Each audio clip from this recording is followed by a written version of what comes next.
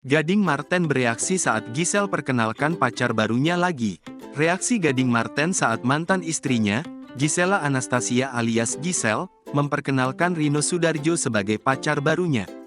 Diketahui, Gisela Anastasia alias Giselle akhirnya memperkenalkan pacar barunya, Rino Soedarjo, ke mantan suaminya, Gading Marten.